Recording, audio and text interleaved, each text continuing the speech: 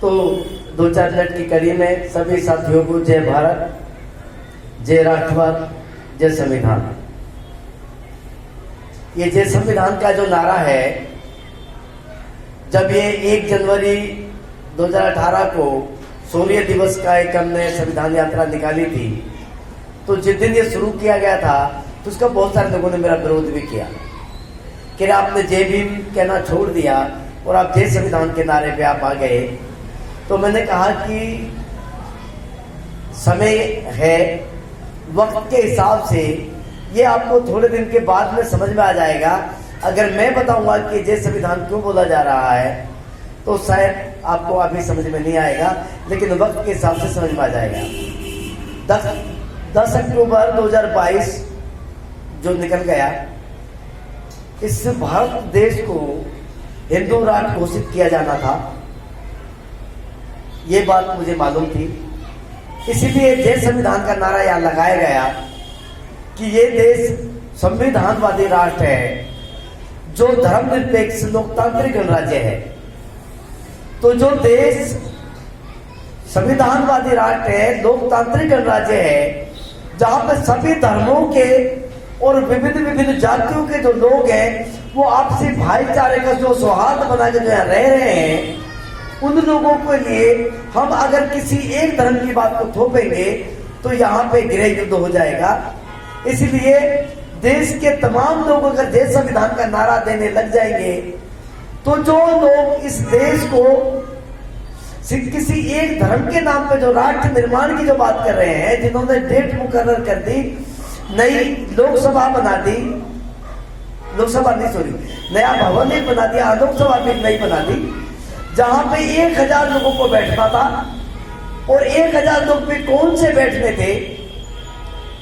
जिन लोगों के पीछे उन लोगों ने लंबे समय तक एक मेहनत करके तमाम भाषाओं का ज्ञान कराया और तमाम लोगों को चोले पहनाए गए, स्पेशल लोगों को ढूंढ के मौलाना बनाए गए, पादरी बनाए गए, बौद्ध भिक्षु बनाए गए, लाखों की तादाद में।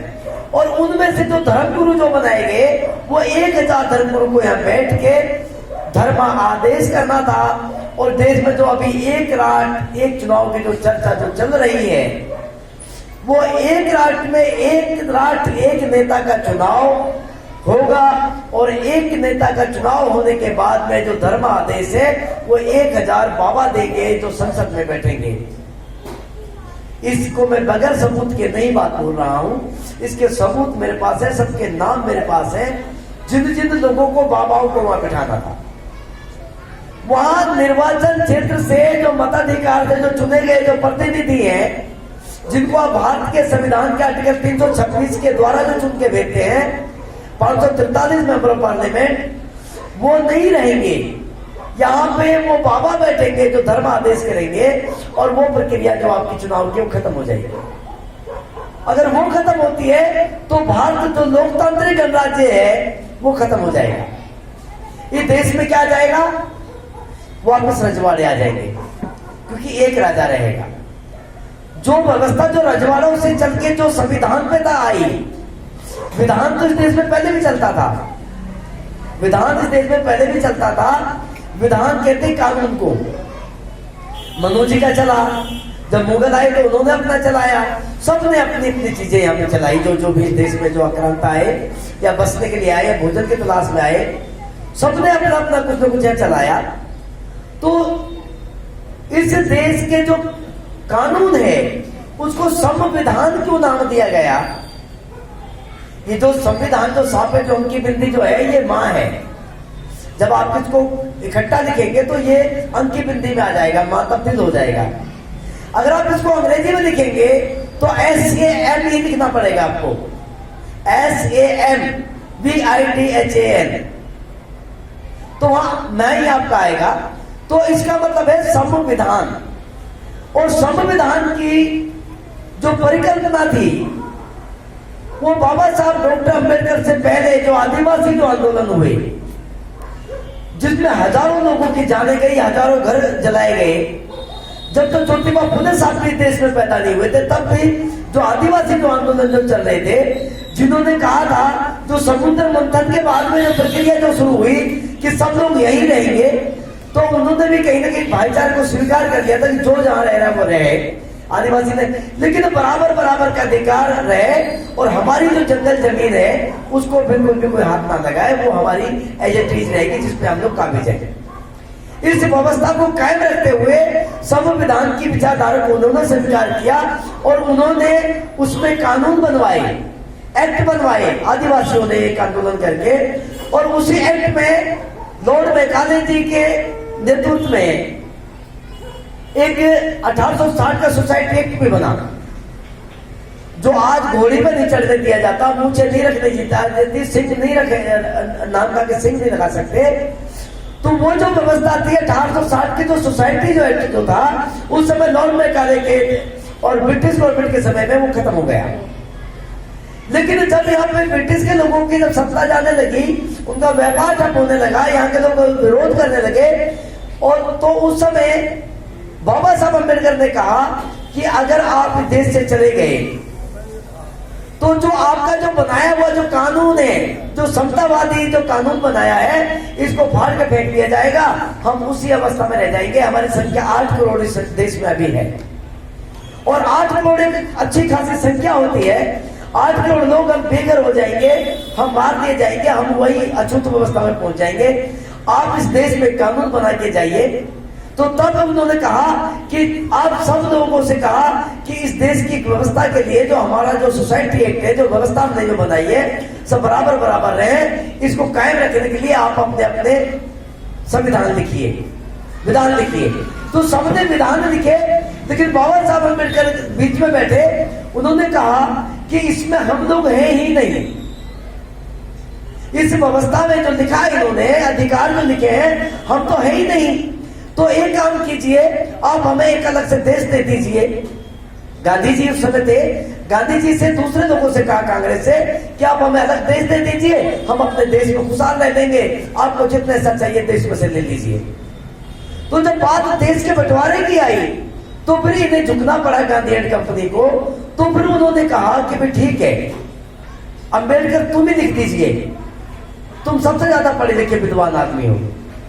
तो बाबा साहब अम्बेडकर जो 8 जो कमेटियां थी संविधान की, उस 8 कमेटियों में से एक जो ड्राफ्टिंग जो कमेटी थी, लिखने वाली जो कमेटी थी, उसके चेयरमैन बाबा साहब डॉक्टर अम्बेडकर बने। 389 लोग इसमें संविधान सभा में निम्नलिखित किए गए, जिसमें से 8 कमेटियां अलग अलग बनाई गई, और 8 कमेटियों के अलग अलग चेयरमैन रहे, और जो सबसे बड़े जो अध्यक्ष जो थे संविधान सभा के, डॉक्टर राजेंद्र प्रसाद थे, जिनके द्वारा सिग्नेचर से संविधान पास हुआ। और उस संविधान में आर्टिकल 1 में जो लिखा गया, इंडिया अर्थात भारत, तो इसका हिंदी में ट्रांसलेट क्या होना चाहिए था कि इंडिया ही भारत है। लेकिन हिंदी में जो ट्रांसलेट किया किसी ने, वो क्या किया, भारत अर्थात इंडिया, उल्टा किया। एक इस देश में प्रेसिडेंट बनाए गए, एक प्रेसिडेंट एक पद रहा कि सबके ऊपर एक प्रेसिडेंट रहेगा। इस देश में जब भी कभी विघटनकारी व्यवस्था बनेगी, या ये सरकार जो चुने गए जो लोक सेवक अगर ये काम नहीं करेंगे, तो यहाँ पर उस प्रेसिडेंट का शासन रहेगा। वो प्रेसिडेंट ऑफ इंडिया चुना गया, यानी भारत का एक अध्यक्ष बनाया गया पूरे भारत का। उसको हिंदी में ट्रांसलेट क्या किया गया, राष्ट्रपति। अब कौन सी भाषा में राष्ट्रपति शब्द आता मुझे तो पता नहीं है, लेकिन राष्ट्रपति उसका ट्रांसलेशन नहीं होता है, उसका प्रेसिडेंट का जो ट्रांसलेशन होता है हिंदी में, वो अध्यक्ष होता है। तो पहले आर्टिकल का जो उल्लंघन किया गया कि इस देश का जो पूरा का पूरा चेहरा बिगाड़ दिया। दूसरा, इस देश को जितने भी नेता देश में, सबके सब हिंदुस्तान बोलते हैं। अगर हम कह रहे हैं कि संविधानवादी राष्ट्र बनना चाहिए, क्यों बनना चाहिए कि जो आदमी हिंदुस्तान कह रहा है, वो आर्टिकल 51 जो भारत के संविधान का जो कहता है, वो कहता है हम सबसे पहले राष्ट्र के लिए हमारा ये कर्तव्य बनेगा, यानी ड्यूटी लगाई, जिम्मेदारी लगाई कि ये कर्तव्य रहेगा ही रहेगा कि हम सबसे पहले अपने राष्ट्र का सम्मान करेंगे। यानी हम अपने, और राष्ट्र का सम्मान, अगर देश का नाम ही आपने बदल दिया, आप भारत को हिंदुस्तान कह रहे हो, इंडिया को हिंदुस्तान कह रहे हो, तो इसका मतलब आप आर्टिकल 51 का उल्लंघन कर रहे हो। तो जो आर्टिकल 51 का उल्लंघन जो करते हैं, राहुल गांधी किताब लेके घूमते हैं, कहते मैं संविधान बचाऊंगा, लेकिन हिंदुस्तान कहता एक बार उसके मुंह से इंडिया या भारत शब्द नहीं निकला। जो आदमी भारत को हिंदुस्तान कहता है वो कहता है मैं संविधान को बचाऊंगा, वो आपको झूठा, आपने कभी को काहे नहीं कह रहे, झूठे बक्कार, कम कम देश का नाम तो सही ले ले, तब तो संविधान बचेगा। लेकिन वो आपको काफी दिखाता घूम रहा है मैं संविधान को बचाऊंगा, लेकिन देश का नाम हिंदुस्तान लेता, आर्टिकल 51 का उल्लंघन कर रहा है, उसको सजा होनी चाहिए थी यहाँ पे, लेकिन ऐसा नहीं हुआ। इस देश में जब एनआरसी सीएए आता है, ये बेईमानी जब होती है देश में, ये देश संविधानवादी नहीं है, इसलिए ये चर्चा कर रहा हूं। आर्टिकल 5 से लेकर जो 11 जो है, आर्टिकल 5 से 11 तक उसमें लिखा गया कि भारत के नागरिक कौन कौन होंगे, कैसे कैसे होंगे, सब कुछ लिख दिया गया। जब लिख दिया गया तो उसके बाद में सीएए अगर एनआरसी अगर देश में आता है, सिटीजनशिप अमेंडमेंट एक्ट अगर यहाँ पे आता है, तो इसका मतलब है कि वो आर्टिकल 5 से 11 का उल्लंघन कर रहे हैं। जो मौजूदा जो सरकार है भारतीय जनता पार्टी, उसका उल्लंघन कर रही है आर्टिकल 5 से 11 का, इसका मतलब संविधान का उल्लंघन हो रहा है, उनको पर राष्ट्रद्रोह का मुकदमा लगना चाहिए, इसलिए देश संविधानवादी राष्ट्र होना चाहिए। तो आर्टिकल 5 से 11 का उल्लंघन है उन्होंने किया। दूसरा जो है आर्टिकल 13 यहां जब लिखा गया कि आज से पहले जो रूढ़ियां जो थी, जो प्रथा थी, जो गलत विचार थे, जैसे जातिवाद है, भूत प्रेत है, भूत पिशाच की कहानियां हैं, या रूढ़ी चीजों को मानना है, या आप घोड़ी में किसी को नहीं चढ़ने देते, ऊंच नीच को मानना, ये रूढ़ी में आता है। अभी 8 अगस्त 2008 को पूरे न्यूज चैनलों में चीज चलाई गई कि अभी थोड़े दिन देर में भारत क्या पूरी दुनिया भी नष्ट होने वाली, धरती पलट जाएगी।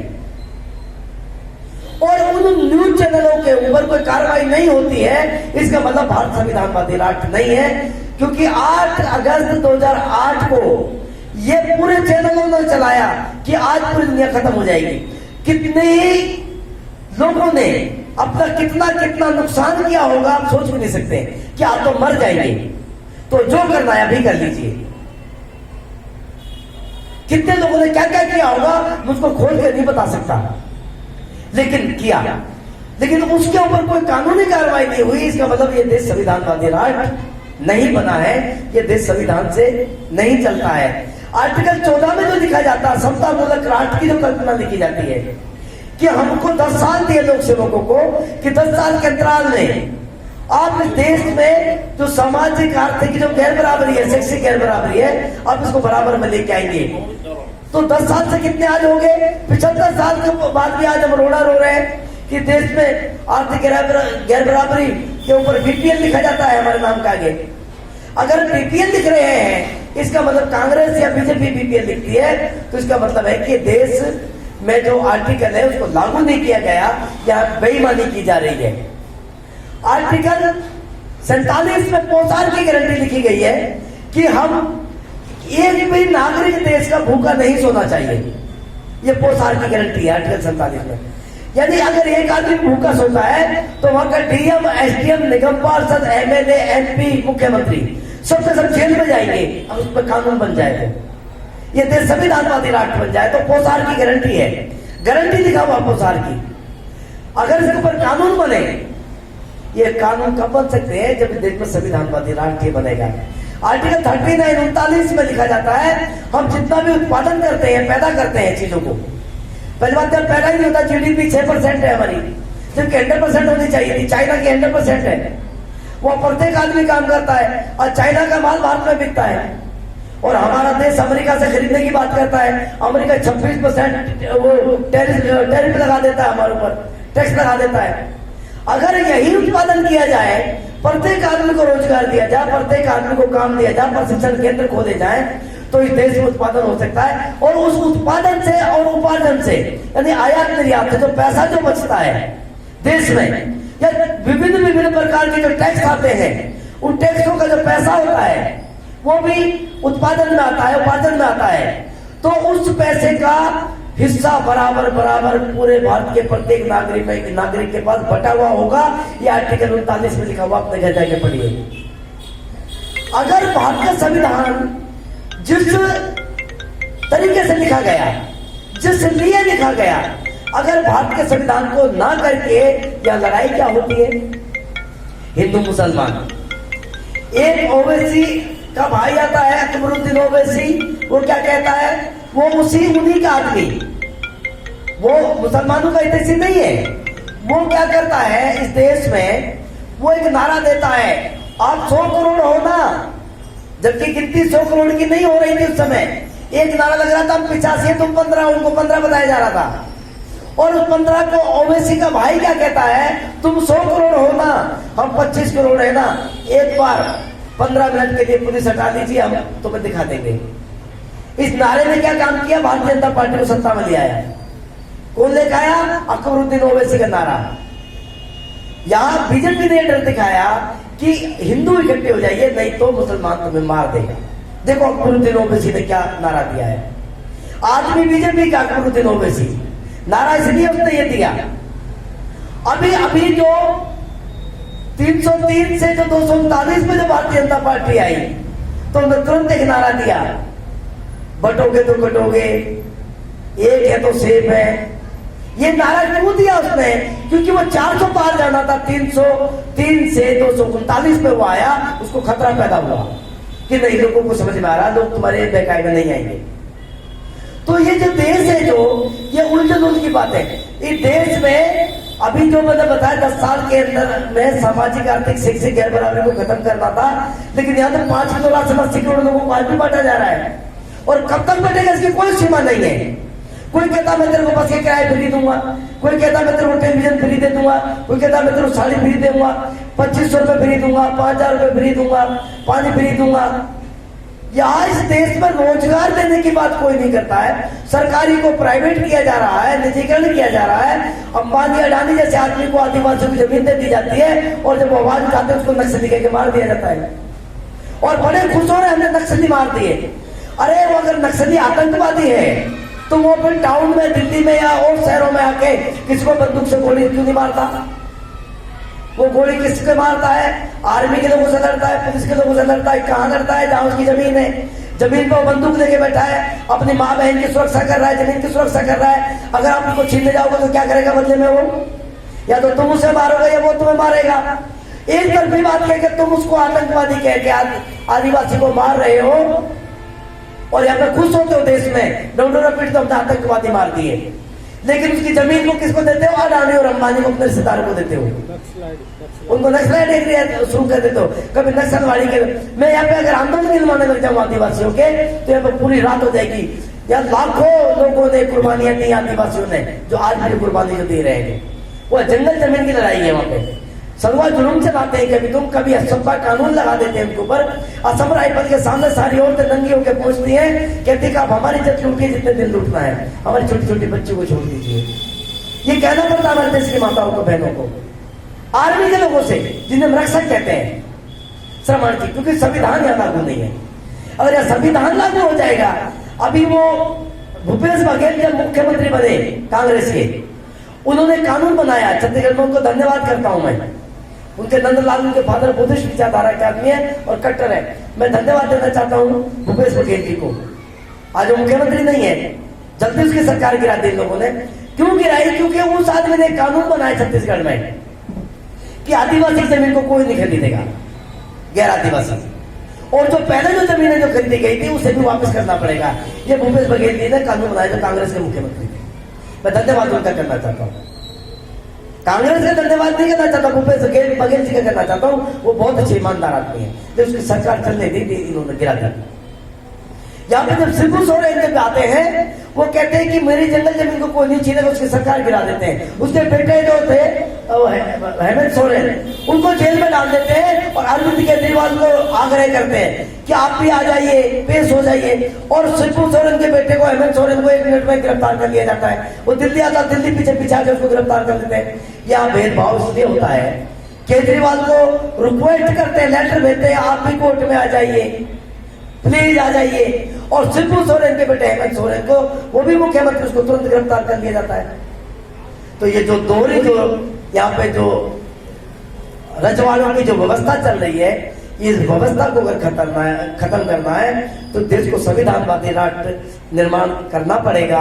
आप सब लोगों को संविधान पढ़ के, और जो आर्टिकल्स मैंने बताए हैं, अभी बहुत सारे आर्टिकल्स हो रहे हैं, अगर बताने लग जाओ, यहाँ पे जो आयोग बैठे हैं, आप शायद आप लोगों को हमें जानकारी नहीं है, ये जो आयोग बैठे की ड्यूटी क्या लगाई है पता है? ये घर घर जाएंगे, एक एक आदमी के घर घर जाएंगे, सर्वे करेंगे, और सर्वे करके उनसे पूछेंगे आप कितने आदमी हो, नौकरी है या नहीं है, खाना पीना कैसे होता है, बच्चे कितने हैं, शिक्षित होते हैं या नहीं होते हैं, आर्टिकल 45 या लागू हुआ या नहीं हुआ। आर्टिकल 45 में कंपल्सरी एजुकेशन जो है, या करोड़ों बच्चे जो भीख मांग रहे हैं, अगर यह कानून बन जाए, संविधानवादी राष्ट्र बन जाए, तो जो एक भी बच्चा अगर भीख मांगता मिलेगा तो यह पूरा प्रधानमंत्री से लेके और एक डीएम एसडीएम तक जेल में जाएगा। कैसे होगा, कैसे होगा? यस, वही तो बता रहे सर कि जो देश संविधानवादी राष्ट्र कैसे बनेगा, आपको प्रत्येक आदमी को संविधान की बात को घर घर जाके बताना पड़ेगा, संविधान कर्तव्य पथ यात्रा निकालनी पड़ेगी, तब ये बात आपको बनेगी। नहीं तो कंपल्सरी एजुकेशन, दिल्ली में जब प्रधानमंत्री और हमारे प्रेसिडेंट बैठते हैं, विधानसभा है, और यहाँ हमारी बहन शाम को अपने बच्चे को दूध पिलाने के लिए अपना पेट भरने के लिए शरीर बेचती है, तो इससे ज्यादा शर्म की बात नहीं हो सकती। भारत की राजधानी दिल्ली में एक लड़की वेश्या का काम करती है, और 2010 में उसको लाइसेंस देने की बात करते हैं लोग, कि इनको लाइसेंस देकर लीगल कर दिया जाए। शर्म आनी चाहिए हमें। हम इस देश के संविधान को नहीं मानते हैं, आप इन सरकारों को अगर नहीं नकारेंगे तो ये गलत हो जाएगा। उसके लिए आपको बाबा साहब के 3 बार आपको यूनाइट होना है, और जब संघर्ष का जो मतलब है, संघ अगर आप बना लेते हो तो हर्ष आपको मिलेगा। संघर्ष का मतलब होता है संघर्ष। संघ अगर आपका बन गया तो आपको हर्ष खुशी प्राप्त आपको हो जाएगी। जय भारत, जय संविधान। आपने मुझे सुना, और जो यहाँ पे सब आए, दिग्या साहब आपका धन्यवाद, अजय बोस साहब, विष्णु दत्त जी, मनोज सुधाकर जी, जो सुखचंद वकील साहब, किशन केरानी, सब लोगों का धन्यवाद। और आप जितनी देर बोलेंगे मैं आपको सुन के जाऊंगा। जय भारत, जय संविधान।